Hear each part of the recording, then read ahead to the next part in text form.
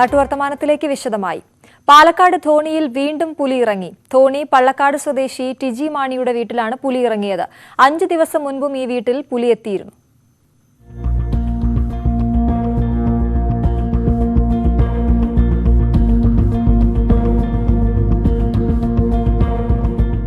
ഇന്ന് പുലർച്ചെയാണ് ടിജി മാണിയുടെ വീട്ടിൽ പുലി ഇറങ്ങിയത്. വീടിന് പുറകിലെ മരത്തിലിടുന്ന കോഴിയെ പിടികൂടി പുലി ഓടിമറയുന്നത് CCTV ദൃശ്യങ്ങളിൽ കാണാം.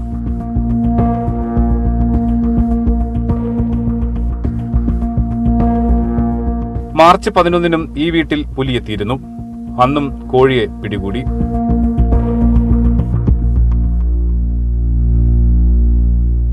സംഭവം ആവർത്തിച്ചതോടെ കടുത്ത ഭീതിയിലാണ് വീട്ടുകാർ. ഇന്നലെ ഒരു 2:45 വെളുപ്പിന് 2:45 ഞാൻ രാവിലെ വന്നപ്പോൾ ഇങ്ങനെ ബക്കറ്റൊക്കെ അവിടെ പൊട്ടി കിടക്കണു. അപ്പം അങ്ങനെ കഴിഞ്ഞ വെള്ളിയാഴ്ച വന്നിട്ടുണ്ടായിരുന്നു. 11-ാം തീയതി ഒരു 12:30 വന്നിട്ടുണ്ടായിരുന്നു. അന്നും കോഴിനെ ഈ മരത്തിലിരിക്കണ കോഴിനെ പിടിച്ചിട്ട് പോയി. അതേപോലെ ഇതിപ്പോൾ ഇങ്ങനെ ബക്കറ്റൊക്കെ പൊട്ടി കിടക്കണിട്ട് ഞാനിങ്ങനെ നോക്കിയതാണ്. ധോണി മേഖലയിൽ പുലി ഇറങ്ങി നിരവധി വളർത്തുമൃഗങ്ങളെയാണ് ആക്രമിച്ചത്.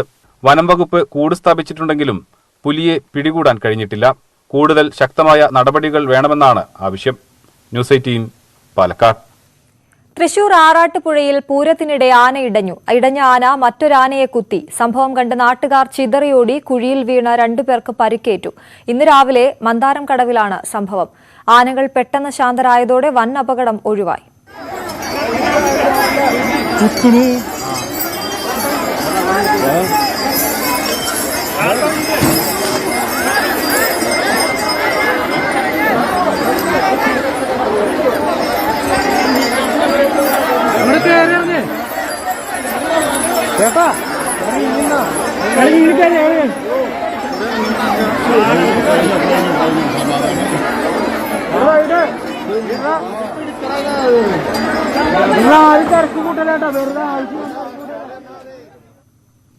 മലപ്പുറം വളാഞ്ചേരിയിൽ കാർ നന്നാക്കുന്നതിനിടെ യുവാവിന്റെ തലയിൽ തീപിടിച്ചു. സംഭവത്തിന്റെ CCTV ദൃശ്യങ്ങൾ പുറത്തുവന്നു. വളാഞ്ചേരി പട്ടാമ്പി റോഡിലാണ് സംഭവം.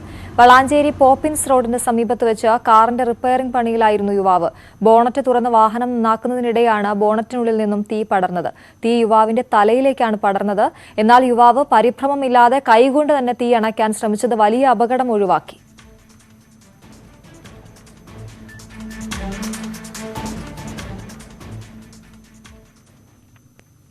കോതമംഗലം നെല്ലിക്കുഴിയിൽ തടിമിൽ കത്തിനശിച്ചു. ഇന്നലെ രാത്രിയാണ് അപകടമുണ്ടായത്. മെഷീനറികളും മേൽക്കൂരയും തടികളും കത്തിനശിച്ചു. അബൂബക്കർ സിദ്ദിഖ് എന്നിവരുടെ ഉടമസ്ഥതയിലുള്ളതാണ് മിൽ. 10 ലക്ഷം രൂപയുടെ നാശനഷ്ടങ്ങൾ ഉണ്ടായതായാണ് അനുമാനം. തീപിടുത്തത്തിന്റെ കാരണം പരിശോധിച്ചു വരികയാണ്.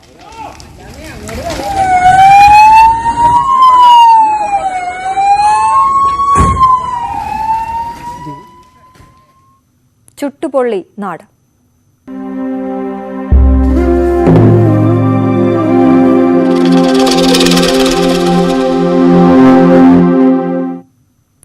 പഞ്ചായത്തിന്റെ അനാസ്ഥയെ തുടർന്ന് കുടിവെള്ളം ലഭിക്കാതെ 100ഓളം കുടുംബങ്ങൾ ദുരിതത്തിൽ. കോന്നി അരുവാപ്പുലം പഞ്ചായത്തിലെ തോപ്പിൽ മിച്ചഭൂമി നിവാസികളാണ് വേനൽക്കാലത്ത് കുടിവെള്ളമില്ലാതെ ദുരിതത്തിലായിരിക്കുന്നത്. വേനൽ രൂക്ഷമായതോടെ കടുത്ത കുടിവെള്ളക്ഷാമമാണ് അരുവാപ്പുലം പഞ്ചായത്തിലെ തോപ്പിൽ മിച്ചഭൂമി നിവാസികൾ അനുഭവിക്കുന്നത്. കോളനിയിലെ കിണറുകളിൽ വെള്ളമില്ലാതായതോടെ മറ്റു സ്ഥലങ്ങളിൽ നിന്നും വെള്ളമെത്തിച്ചാണ് പലരും ഉപയോഗിക്കുന്നത്.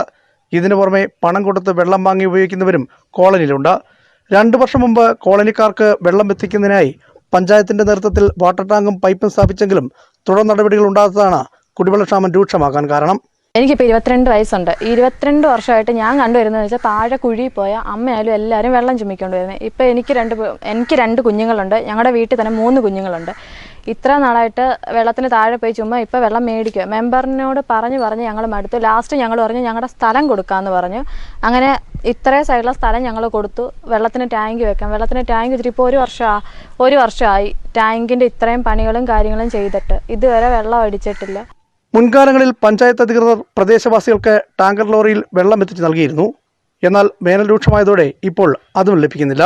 കഷ്ടങ്ങൾ തന്നെയാണ്, ഭയങ്കര ദുരിതങ്ങളാണ്. ഇവിടെ കൊച്ചു കുഞ്ഞുങ്ങളെന്ന് പറഞ്ഞാൽ സത്യം പറഞ്ഞാൽ പ്രസവിച്ച് കിടക്കുന്ന കുഞ്ഞുങ്ങളെ ഒന്ന് കുളിപ്പിക്കാൻ പോലും ഉള്ള ബുദ്ധിമുട്ടിൽ അത്രത്തോളം ദാരിദ്ര്യത്തിലാണ് ഇവിടെ ജീവിക്കുന്നത്. ഈ തോപ്പി മിച്ചഭൂമിയിൽ വളരെയേറെ കഷ്ടങ്ങളാണ് ജനങ്ങളോട് അധികാരപ്പെട്ടവർ പെരുമാറുന്നത്. ഇതിന് എത്രയും പെട്ടെന്ന് ഒരു തീരുമാനം ഉണ്ടാകണം. ഇല്ലെങ്കിൽ ഞങ്ങൾ ഇത്രയും ഈ കുഞ്ഞുങ്ങളെ മലക്ക കുഞ്ഞുങ്ങളെയും കൊണ്ട് ഞങ്ങൾ ഇതിനൊരു ധർണ സംഘടിപ്പിക്കാൻ പോവാണ്.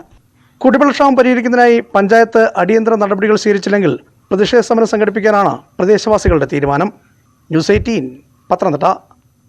വേനൽ ചൂടിന്റെ കാഠിന്യത്തിൽ ജോലിയിലേർപ്പെടുന്ന ട്രാഫിക് പോലീസുകാർക്കും പൊതുജനങ്ങൾക്കും ഗുണകരമായി കുടിവെള്ള വിതരണ യൂണിറ്റ്. പദ്ധതിയുടെ ഉദ്ഘാടനം റൂറൽ ജില്ലാ പോലീസ് മേധാവി രവി നിർവഹിച്ചു. കഠിനമായ ചൂട് അനുഭവപ്പെടുന്നതിനാൽ കൊട്ടാരക്കര ട്രാഫിക് പോയിന്റുകളിൽ ഡ്യൂട്ടി ചെയ്യുന്ന പോലീസ് ഉദ്യോഗസ്ഥർക്ക് ദാഹമകറ്റുന്നതിനായും ഭക്ഷണത്തിനായുമാണ് പദ്ധതി നടപ്പാക്കിയത്. Kizhakke Theruvu saint Mary's higher secondary school students police കേഡറ്റാണ് ഫുഡ് ബാങ്ക് സ്ഥാപിച്ചത്. പദ്ധതിയുടെ ഉദ്ഘാടനം നടന്നു. ഈ സംരംഭത്തിൽ പങ്കുകൊള്ളാൻ നല്ലവരായ ആളുകൾ ഓരോ പൊതി അവരുടെ പൊതിച്ചോറുകൾ ഇവിടെ എത്തിച്ചാൽ അത് ഇവിടെ നിന്ന് കൊടുത്തു കഴിയുമ്പോൾ ഇവിടെ വന്നാൽ ഭക്ഷണം കിട്ടും എന്ന് അറിയുന്നുണ്ടെങ്കിൽ ആഹാരമില്ലാതെ വിഷമിച്ച് കിടക്കുന്ന നമ്മുടെ നാട്ടിലെ നിരാലംബരായ ആളുകൾക്ക് ഇവിടെ വന്നാൽ ഒരു നേരത്തെ ഭക്ഷണം കിട്ടാനുള്ള ഒരു അവസരം കൂടെ അത് ഉണ്ടാവും. വേനൽ ചൂട് അവസാനിക്കും വരെ കുടിവെള്ള വിതരണ സംവിധാനം പൊതുജനങ്ങൾക്കും ഓട്ടോ ടാക്സി തൊഴിലാളികൾക്കും ഉപയോഗപ്രദമാകുമെന്ന് അസോസിയേഷൻ ഭാരവാഹികൾ അറിയിച്ചു. ഇത്തരത്തിലുള്ള പദ്ധതികൾ ജില്ലയുടെ വിവിധ കേന്ദ്രങ്ങളിൽ നടത്തുമെന്നും പോലീസ് ഓഫീസേഴ്സ് അസോസിയേഷൻ ജില്ലാ സെക്രട്ടറി സാജു ആർ.എൽ അറിയിച്ചു. ന്യൂസ് 18 കൊട്ടാരക്കര.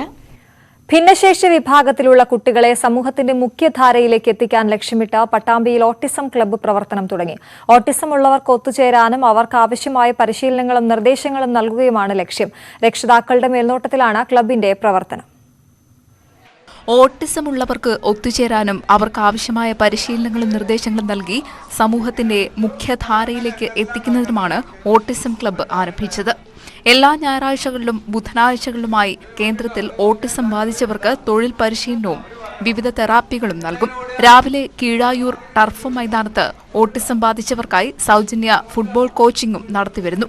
നമ്മുടെ മാജിക് ഷോ, അതുപോലെ തന്നെ കുട്ടികൾക്ക് അവിടെ കീഴായൂർ ടർഫിലുള്ള ഒരു ഫുട്ബോൾ പരിശീലനം, ഇങ്ങനെ ഉള്ള ഒരു കർമ്മ പദ്ധതിയാണ് ഇപ്പോൾ ഇവിടെ ആവിഷ്കരിച്ചിട്ടുള്ളത്. ഇതിൽ പല രൂപത്തിലും പല പ്രായത്തിലുള്ള കുട്ടികളുണ്ട്. ഇവരെ സമൂഹത്തിൻ്റെ മുഖ്യധാരയിലേക്ക് എത്തുക എന്നുള്ളത് വളരെ പ്രയാസം പിടിച്ചിട്ടുള്ള പരിപാടിയാണ്. അതിലേക്കുള്ള തുടക്കമാണ് ഇവിടെ കുറിച്ചിട്ടുള്ളത്. പെരുമാറ്റ വൈകല്യമുള്ളവരെ വളർത്തുന്ന രക്ഷിതാക്കൾക്ക് നിരവധി മാനസിക സമ്മർദ്ദങ്ങൾ ഉണ്ടാകുന്നുണ്ട്. ഇതുമൂലം രക്ഷിതാക്കളും ഏറെ പ്രയാസങ്ങൾ അനുഭവിക്കുന്നു. ഇവരെ സഹായിക്കാൻ ഓട്ടിസം ബാധിച്ചവരുടെ രക്ഷിതാക്കളും സമൂഹവും ഒരുമിച്ച് നിൽക്കുന്നതിനാണ് ക്ലബ്ബ് രൂപീകരിച്ചത്. ന്യൂസ് 18 പട്ടാമ്പി.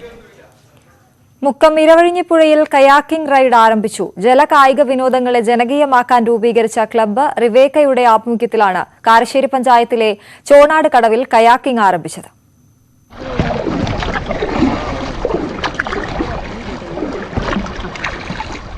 ലോകത്തെ ഏറ്റവും ജനപ്രിയമായ ജലകായിക വിനോദ പരിപാടികളിൽ ഒന്നായ കയാക്കിംഗ് ആണ് മുക്കം ഇരുവഴിഞ്ഞിയിൽ തുടക്കമായത്. ജലകായിക വിനോദങ്ങളെ ജനകീയമാക്കാൻ രൂപീകരിച്ച ക്ലബ്ബ് റിബേക്കയുടെ ആഭിമുഖ്യത്തിലാണ് മുക്കത്ത് ഇരുവഴിഞ്ഞിയിൽ കയാക്കിംഗ് ആരംഭിച്ചത്. രാവിലെ 6 മണി മുതലും വൈകിട്ട് 4 മണിക്കുമാണ് റൈഡ് ആരംഭിക്കുക. നമ്മൾ 2 ടൈപ്പ് റൈഡാണുള്ളത്. ഒന്ന് സൺറൈസ് റൈഡും ഒന്ന് സൺസെറ്റ് റൈഡുമാണ്. സൺറൈസ് വരുന്നത് നമുക്കൊരു 6 മണി ആകുമ്പോഴാണ് സ്റ്റാർട്ട് ചെയ്യുന്നത്. സൺസെറ്റ് വരുന്നത് ഒരു 4 മണി 4:30 ആകുമ്പോഴാണ്. ഒരു 3 to 4 hours ഉള്ള റൈഡാണ് വരുന്നത്. കാരശ്ശേരി ചോണോട് പുഴയോർത്ത് നടന്ന ചടങ്ങിൽ തിരുവമ്പാടി നിയോജകമണ്ഡലം MLA Linto Joseph, Karassery panchayat president VP സ്മിതയ്ക്ക് തുഴ കൈമാറി ഉദ്ഘാടനം നിർവഹിച്ചു.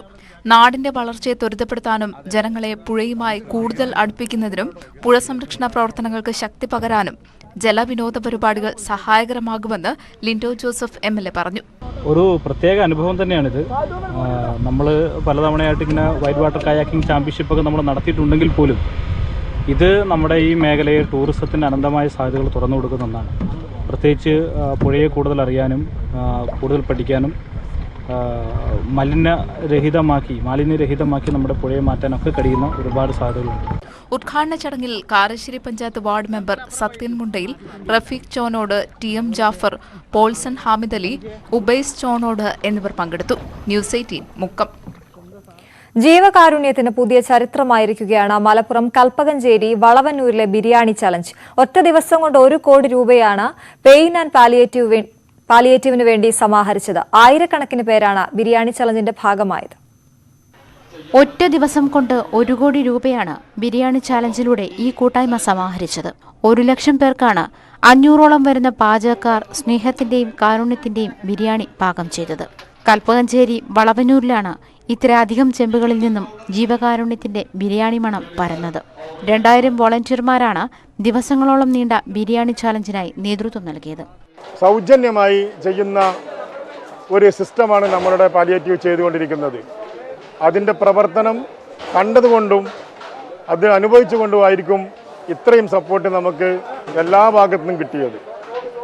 ഒരിക്കൽ കൂടി എല്ലാവരോടും ഹൃദയത്തിൻ്റെ ഭാഷയിൽ നന്ദി രേഖപ്പെടുത്തുകയാണ്. 6 വർഷമായി ജീവകാരുണ്യ രംഗത്ത് സജീവമായ പെയിൻ ആൻഡ് പാലിയേറ്റീവിന്റെ ആഭിമുഖ്യത്തിലാണ് ചാലഞ്ച് നടത്തിയത്. ബിരിയാണി ചാലഞ്ചുകൾ സജീവമാകുന്ന കാലത്ത് ഒരു ദിനം കൊണ്ട് 1 കോടി സമാഹരിച്ച നേട്ടമാണ് ഇവർക്കുള്ളത്. ന്യൂസ് 18 തിരൂർ.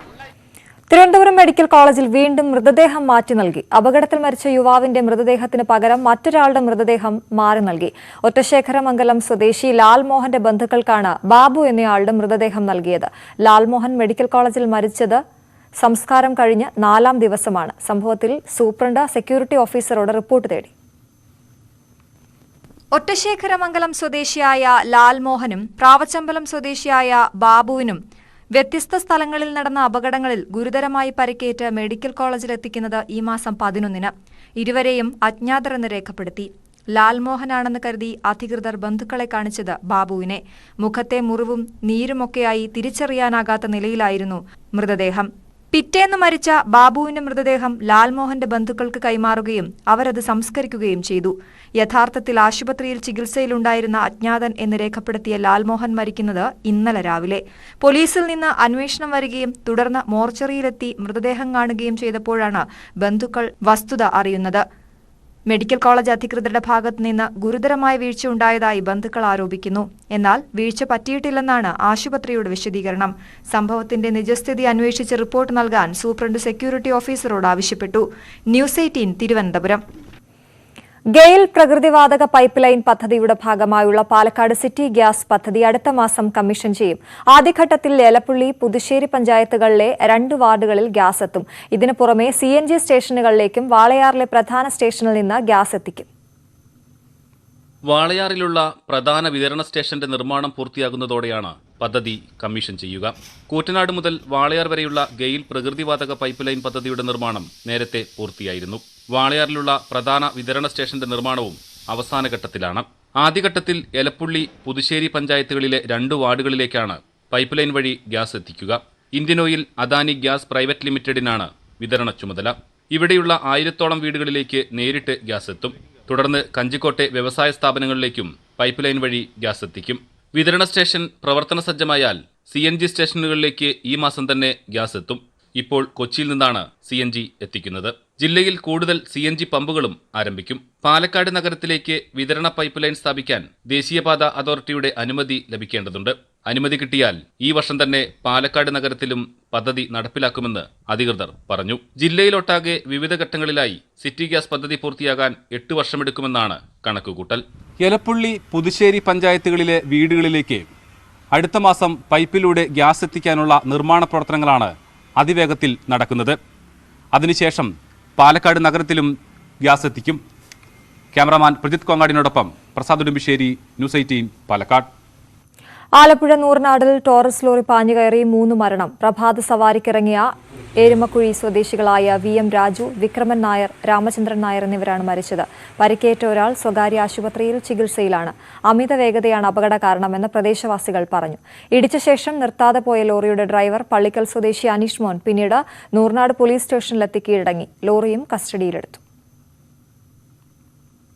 നിരവധി കേസുകൾക്ക് തുമ്പുണ്ടാക്കിയ പോലീസ് സ്റ്റേഷനാണ് കരിപ്പൂരിലേത്. എന്നാൽ സ്വന്തമായി കെട്ടിടം പോലും ഇല്ലാതെ പരിമിതികളുടെ നടുവിലാണ് ഏറെ നാളായി കരിപ്പൂർ പോലീസ് സ്റ്റേഷൻ. വർഷങ്ങളായി വാടക കെട്ടിടത്തിലാണ് കരിപ്പൂർ പോലീസ് സ്റ്റേഷൻ. പേരിൽ കരിപ്പൂർ എന്നുണ്ടെങ്കിലും കരിപ്പൂരിൽ നിന്നും കിലോമീറ്ററുകൾ അകലെയുള്ള കുമ്മിണിപ്പറമ്പിലാണ് പോലീസ് സ്റ്റേഷൻ സ്ഥിതി ചെയ്യുന്നത്. കുമ്മിണിപ്പറമ്പിൽ തറയിട്ടാൽ റോഡിനരികിലെ വാടക വീടാണ് സ്റ്റേഷൻ. 2 കിടപ്പുമുറികളും അടുക്കളയും ഡൈനിങ് ഹാളും ഉൾപ്പെടുന്ന വീട്ടിൽ 40-ലേറെ പോലീസുകാരുണ്ട്. എല്ലാവരും ഒന്നിച്ചെത്തിയാൽ നിൽക്കാനുള്ള സൗകര്യം പോലുമില്ലാത്ത അവസ്ഥ. കെട്ടിടത്തിന് മുകളിൽ താൽക്കാലിക സൗകര്യമൊരുക്കിയാണ് പോലീസുകാർ വിശ്രമിക്കുന്നത്. മഴക്കാലത്ത് ചോർച്ചയും വേനലിൽ കടുത്ത ചൂടുമാണ് ഈ വിശ്രമ മുറിയിൽ. സ്റ്റേഷനിൽ ലോക്കപ്പില്ലാത്തതിനാൽ പ്രതികളെ കൊണ്ടോട്ടി സ്റ്റേഷനിലാണ് പാർപ്പിക്കുന്നത്. തൊണ്ടി വാഹനങ്ങളും മറ്റും സൂക്ഷിക്കാനും സൗകര്യമില്ല. സ്വന്തം കെട്ടിടത്തിലേക്ക് മാറ്റാൻ നേരത്തെ ശ്രമങ്ങൾ നടന്നിരുന്നെങ്കിലും മതിയായ സ്ഥലം ലഭിച്ചിട്ടില്ല. വിമാനത്താവള പരിസരത്തേക്ക് പോലീസ് സ്റ്റേഷൻ മാറ്റണമെന്ന ആവശ്യവും ശക്തമാണ്. സ്വർണ്ണക്കടത്തുമായി ബന്ധപ്പെട്ട് വിമാനത്താവളം കേന്ദ്രീകരിച്ചുള്ള കേസുകളെല്ലാം രജിസ്റ്റർ ചെയ്യുന്നത് ഈ സ്റ്റേഷനിലാണ്. പോലീസ് സ്റ്റേഷന് വേണ്ടിയുള്ള കെട്ടിട നിർമ്മാണത്തിനുള്ള നടപടികൾ അടിയന്തരമായി സ്വീകരിക്കണമെന്നാണ് ആവശ്യം. ന്യൂസ് 18 കരിപ്പൂർ. നാട്ടുവർത്തമാനം പൂർണ്ണമാകുന്നു. നമസ്കാരം.